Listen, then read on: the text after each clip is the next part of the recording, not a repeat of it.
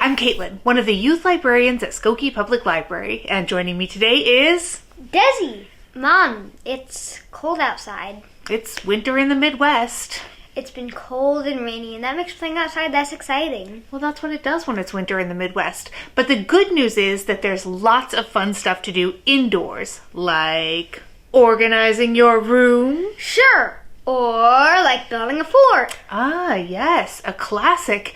There are so many different ways to build a fort. The blanket fort. The pillow fort. The extra fancy pole fort. All the forts. Because making forts is a favorite indoor activity here at our house, I thought we could talk a little about what makes a good fort, and then we can experiment with some structures of our own. I like thinking about what makes a good fort. For me, it's not too many holes, maybe a light, and some space to move around.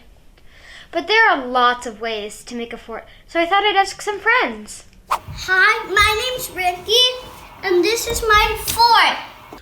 I like to build pillow and blanket forts with a second floor and dim lights. I say get a fort building set with no instructions and build it the way you want. I don't know how he made it because I forgot, but I'm just gonna get to the fun stuff. I like building forts with cardboard and blankets. They're also really easy to find around the house. Sometimes I like to eat in them. I like to build blanket forts and tree forts.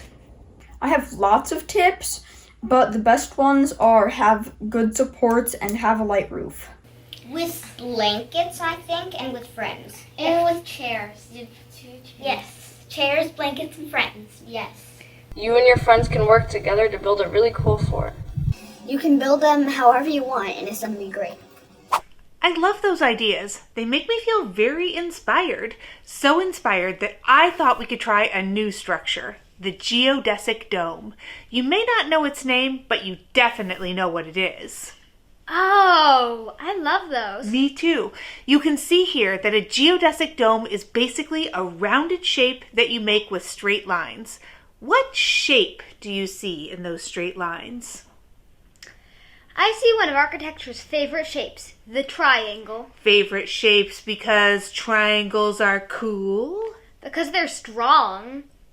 A triangle has fixed angles and the ability to distribute force evenly down its sides. The shape makes it rigid, which means it's super tough. I'm not quite sure I get it. Here, let me demonstrate. For this experiment, you will need 7 popsicle sticks, some thumbtacks, and a grown-up. With your popsicle sticks, you are going to make a triangle and a square. Ask your grown-up to help fasten the corners with the thumbtacks. When your shapes are together, stand it up straight and put some pressure on one side of the square. Whoops! Because the 4 corners are able to move, the length of the edges stays the same, but the angle of your shape can change. Or just smoosh flat.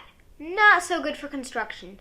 Now try it with the triangle. Ah, the corners can't move because the edges are rigid. In order for the shape to change, the length of the sides would have to change. So unless a side or a connector breaks, the shape is very strong. That is why you see triangles everywhere in buildings and bridges. Well, this all makes sense to me, but you know what I always say. Chips are not an appropriate lunch. They're really not. And also, the best way to learn a new concept is through a catchy song. If you sing a catchy song, You'll never get it wrong. The strongest shape is the triangle. For support, there's none better to use. With a wide base and 3 tight fixed angles, it's the shape that most architects choose. Equilateral triangle, isosceles, scalene, acute. Right angle, obtuse angle, there simply is no substitute. so we know that a triangle is strong, but what if we add more triangles? I'm glad you asked. Ever hear the phrase, there's strength in numbers? Well, that's the idea behind the geodesic dome. It's a hemisphere That's a half circle. that is made up of a web of triangles.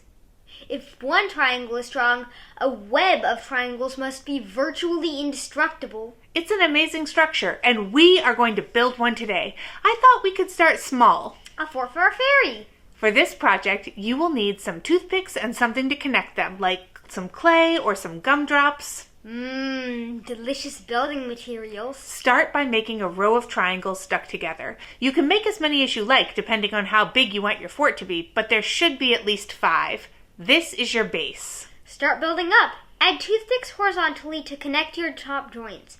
Now you can see the triangles pointing up and down. Add another row, but this time just add 1 toothpick to each point. Then connect them with more gumdrops. Add toothpicks horizontally to connect those points, and you're done. Enjoy your fort, fairies. Thanks for building with us today, junior architects. We will see you next time. Until then, hey Desi, what do you call a triangle that falls off its bike? A rectangle! Get it? A rectangle? Mom, I will say to you what the triangle said to the circle. I just don't see the point. Ah.